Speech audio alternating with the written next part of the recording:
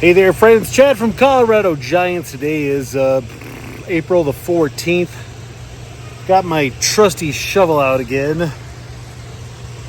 Let me tell you why.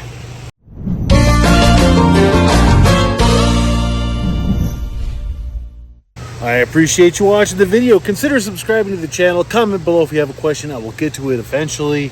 Thumbs up, bell, all that jazz. Now that it's out of the way, as you can see, my favorite saying, the greenhouse looks a whole lot different. I finished that tilling up, and now we're on to the next step. We are dangerously close to planting pumpkins inside this here pumpkin patch. I'm gonna flip you around and I'm gonna tell you what I'm working on right now. So what I have right here is a big 3-letter word starting with A, hole right in the middle of my freshly tilled pumpkin patch greenhouse with some squiggly orange things down there. What the heck is going on? And why is the hole right here not in the middle? It's like right off to the side. That's a great question, and I am happy that you asked that. So let's start off with the hole. I dug the hole to get the orange squiggly things in there. The orange squiggly things are heating cables. I get these heating cables from WallaceWow.com from Ron. And I found that these work really good. A lot of people are using gutter heat cables, which I'm sure are totally fine. But these have worked well for me in the past. And last year, these were hotter than my gutter cables. I don't know if that was a Chad error or what, because the gutter cables are larger and bigger, and logic would suggest that they would work better. But for me, they didn't. So I'm kind of sticking with what works.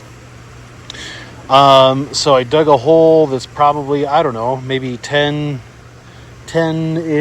inches, maybe a little more, probably a little more, 10 to 12 inches deep. And I spaced them out. I used some landscaping staples to hold them in place. Sometimes in the past, I've used like a plastic net and zip tied it and laid that down. That's a big pain in the buns, especially the purpose of that is so you can remove them. I pretty much till up these cables every year because I'm not digging a big hole like this to save myself $40. I'm tilling it up, and 3 of these holes is more than $40 worth of back pain, so I'll get new ones next year. Why am I doing this? I am doing this to heat up the soil. The pumpkin plants will be put right here. Initially, the soil temperature is kind of the barrier to a plant taking off, if you would have it, or growing very rapidly. I'm going to get the small greenhouses. You can see them out there. I'm going to put some plastic on those, put that over here, and I'm going to make a warm environment for the plants to start and be happy, and warm. Both warm in the roots as well as the plant half on the top.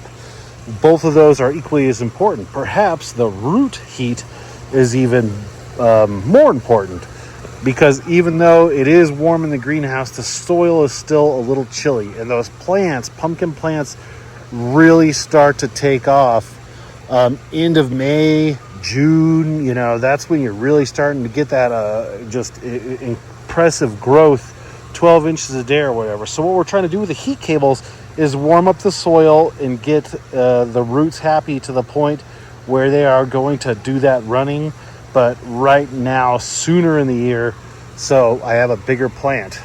Which brings me to, why is the pumpkin, or why is the hole oriented off here to the side versus in the middle like I've done every other year? Well, let me tell you as I take a breath. So I'm doing things a little bit different this year. So my favorite pattern, I've learned to love the Moby Mic, the spider, the waterfall method, where,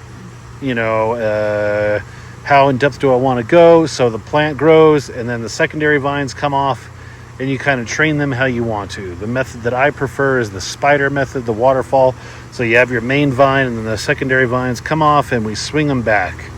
We're swinging them all back, which means that these vines right here are like maybe 1 or 2 leaves. So it would come off and I would swing it back. But this year, in an attempt to perhaps avoid swinging it back, getting more leaves towards the pumpkin, I'm just going to grow it in a diamond pattern. So right here, I'll have smaller secondary vines. And as the plant gets bigger, closer to the pumpkin, I'll have bigger vines closer to the pumpkin, which hopefully is like in this general area over here. Thinking about it now, it's going to be a pain in the butt to get that pumpkin. I don't like that. I don't like that at all, but whatever. It's the hole's being dug and I'm not digging another one. I should have done that over here, and I will. Anyway, talking to myself. So I'll have bigger vines closer to the pumpkin, hopefully with more energy, plant energy, closer to the pumpkin, pushing the nutrients to the pumpkin. That's what I do anyway, but maybe if I'm not swinging them back, I'll get bigger vines and more vines. I'm not going to get them to a point where they bunch up and I run out of because you're like, I don't know, maybe 10 vines back. You kind of got to go out and then swing them back. And I kind of just usually will run out of space. So by the pumpkin, so I'll have my vines coming out and they swing back, come out, swing back. And then kind of by the pumpkin, I don't have any room because I'm limited with these boards right here and I can't swing them back anymore. So that ends up being just a couple of short vines. So that's the logic and the theory there is, now I'll be able to get the tractor in and around. Or it's better if I don't want to pick this one first and I want to pick one of these first. Back on topic. So, so heat cables, new vine pattern that I'm doing this year. And it's actually not a new pattern. I got to give flowers to a guy named Mark Sawtell. Mark Sawtell is like OG Colorado grower, great guy. And he has done, and he still does this pattern when I started 10 years ago. And admittedly, back then, I thought it was a bunch of phooey. But in actuality, I was full of phooey, and Mark was just kind of ahead of his time and doing things that were cool before they were actually cool. So I'm going to copy kind of Mark this year and give it a stab, see what it does for me. I'm excited to try a new vine pattern, even though it's really not new per se. It's just kind of different for me. Now that I have this hole dug, what's the next step? Here we go, the next step. What do I put in the planting hole? Yeah, you can see real deep. I went pretty deep this year. I don't know, I must have been feeling strong, I guess. What do I put in the hole? So I'm going to backfill some dirt into the hole, probably, I don't know, 4 inches down. Remember those pots that I'm starting my seedlings in? I don't need to put like a bucket in here as a placeholder or anything like that because I'm just putting that 4-inch pot in. So I don't really need to worry about, hitting my heat cables or anything like that. So I'm going to backfill the hole, and kind of as I backfill, I will add some of this stuff. So I've got some humic fulvit, some Versity, Recharge, Wallace, Wow. Here locally, one of my buddies got a big bag of Root Shield, and I got a big bag of a small bag from his big bag of Root Shield, so that was pretty awesome. And then some blood meal. Blood meal is a very slow release nitrogen source per the soil test. I don't really have nitrogen issues, but I want some nitrogen slow release right there for that baby plant. So if it wants to take a drink, have a little snack of blood meal nitrogen, it's got it right there available for it. So dirt in the hole, toss some of this in as we go, and then we are ready to rock and roll. And then I'll set up the controller. That's the last step.